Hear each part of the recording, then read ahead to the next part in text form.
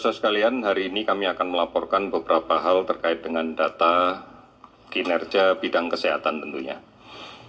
Hari ini kita telah melakukan pemeriksaan spesimen sebanyak 17.757 spesimen. Sehingga akumulasi yang sudah kita periksa adalah 446.918 spesimen. Ini memberikan tambahan kasus positif yang kita konfirmasi sebanyak 1.241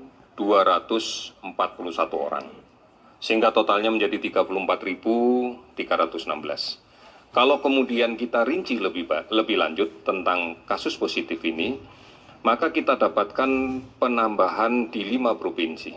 Yang pertama adalah Jawa Timur. Hari ini melaporkan 273 kasus konfirmasi positif dan 97 sembuh.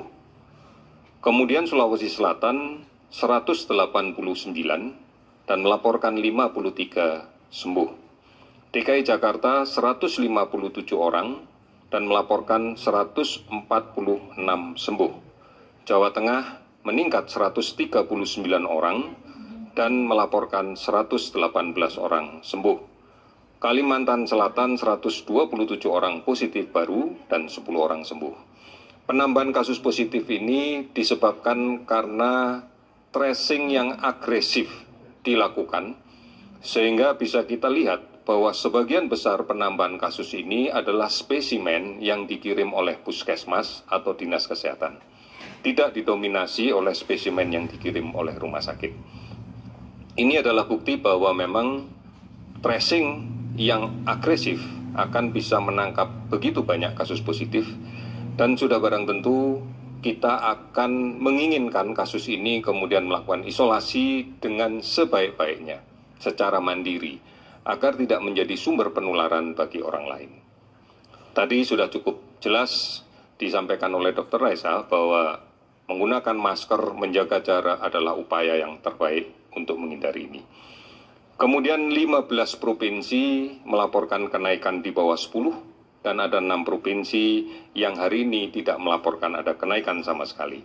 Sebagai contoh, Sumatera Barat hari ini naik 14 pada angka yang kita bisa prediksikan dengan kesembuhan 28. Kemudian ada beberapa provinsi yang lain, sebagai contoh Gorontalo hari ini ada 6 kasus tetapi 7 dilaporkan sembuh.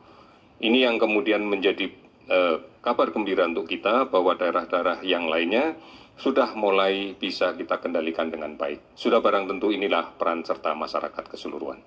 Kasus sembuh secara keseluruhan menjadi 700, hari ini kita dapatkan 715 orang sehingga totalnya adalah 12.129 orang. Meninggal 36 orang sehingga total menjadi 1.959. 424 kabupaten kota yang terdampak di 34 provinsi.